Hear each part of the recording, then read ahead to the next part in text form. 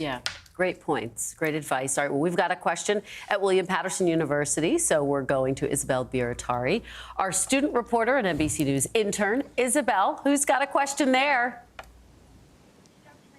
Well, this is an NBCAcademy first. You could see behind me that the control room is being currently crewed by the students.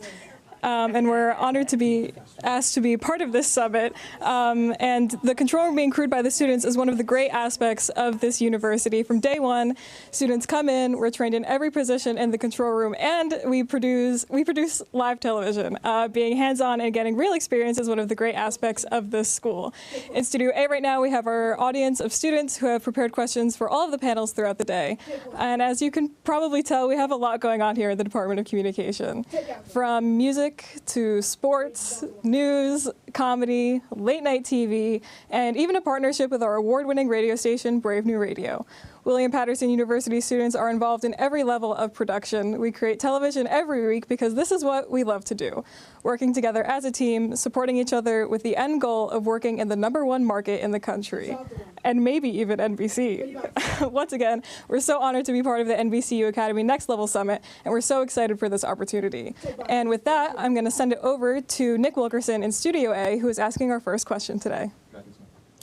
Thanks, Isabel. I appreciate that. My question is, what exactly, what is the difficulty with making engaging content for the audience and the viewers while still maintaining the integrity of the story that you're working on? Okay, great question, Nick and Isabel. Fantastic show and tell. That's extraordinary how much work they are doing. That was impressive. That was incredible. Yeah. For that. Who wants to take that question from Nick? Rebecca, you want to? I'll jump in. I mean, I actually think that one ought to overthink it. Yeah. That really it's a story and it's original journalism and is what is the fact that I'm going to put in the world and have that be your North Star.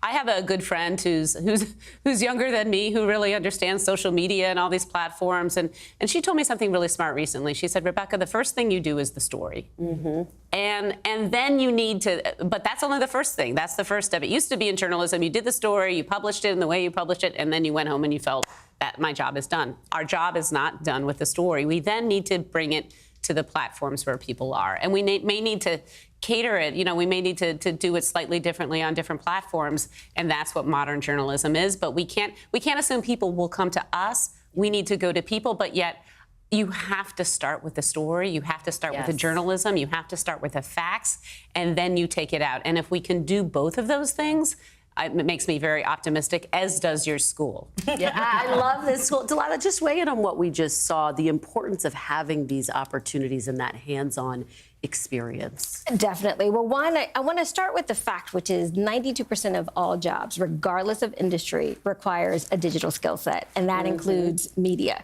So you just heard a little bit about the data analysis required to get the story right, in addition to the context setting. Rebecca talked about once you